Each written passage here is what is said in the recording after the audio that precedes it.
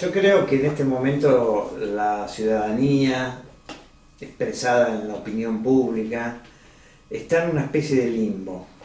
Limbo como esa zona de indefinición, esa zona gris, esa encrucijada en donde no se termina de definir si el país va hacia adelante o retrocede. Me parece que, por supuesto, esto no es nuevo, siempre hay ciclos.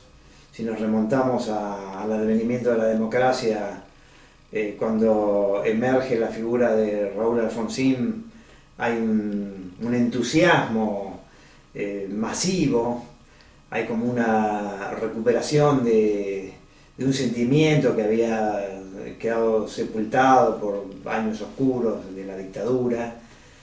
Pero bueno, cuando comienzan las dificultades, cuando al fin de cuentas, con esa democracia incipiente,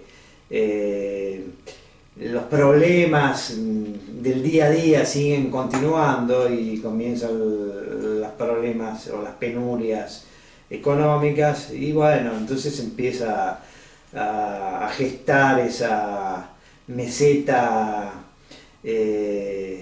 y ese final abrupto del desencanto. Y bueno, sabemos cómo fueron esos últimos tiempos del gobierno de Raúl Alfonsín, y después le sobrevino un ciclo similar de entusiasmo, encanto, desencanto con Carlos Menem, y después ocurrió lo mismo con De la Rúa y el gobierno de la Alianza, que venían a instaurar una nueva política y finalmente termina siendo más de lo mismo, y sabemos lo que pasó en el 2001.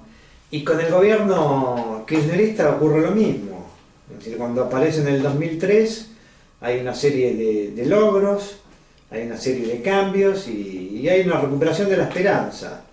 Ahora, esa recuperación de la esperanza hace que las expectativas crezcan y que la ciudadanía empiece a pensar, bueno, ahora sí, esta vez vamos a tener un país en serio. Inclusive era la consigna con la que aparece el gobierno kirchnerista. Y bueno, y creo que hoy la ciudadanía percibe que no tenemos ese país en serio. Que entonces entra de nuevo en un conflicto, en un sentimiento de desencanto, y en el trasfondo de este sentimiento de desencanto aparece esta sensación de sin salida. Indudablemente no estamos hoy en una crisis como la del 2001, pero tampoco vamos bien, tampoco la ciudadanía percibe que se esté yendo en un rumbo correcto. Y entonces, desde hace un tiempo hay lo que yo llamo una situación de inminencia. ¿Qué quiero decir con esto? Es la sensación de que algo va a pasar. Algo va a pasar en el sentido de que se van a aclarar las variables. Ahora, ese algo que va a pasar es que, bueno, vamos mal y al final vamos a chocar contra una pared y entonces va a sobrevenir una crisis y bueno, después se reiniciará el ciclo del renacer de la esperanza.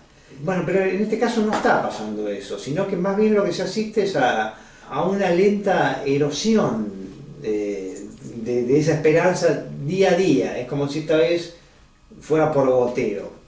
Entonces acá es insoslayable hablar del tema de la oposición, porque bueno, esto es un tema muy recurrente, ya se lo analizó, se lo teorizó el año pasado a propósito de las elecciones del 2011, que la oposición no fue capaz de mostrar una alternativa de poder, que la oposición no enamora, que la oposición en última instancia es un agregado de ciertos egoísmos parciales que, bueno, que no pueden pensar más allá de su propio ombligo. Y bueno, y hoy de nuevo vuelve a aparecer eso. Es decir, yo creo que si tuviera que sintetizar diría que la ciudadanía está desencantada en este momento con el gobierno y piensa que, como decía la canción de Serrat, no esperes mañana lo lo que no se te dio ayer. Entonces me parece que el gobierno se mostró todo lo que tenía que mostrar y me parece que hay un punto de saturación de la ciudadanía. Ahora lo que pasa es que ese punto de saturación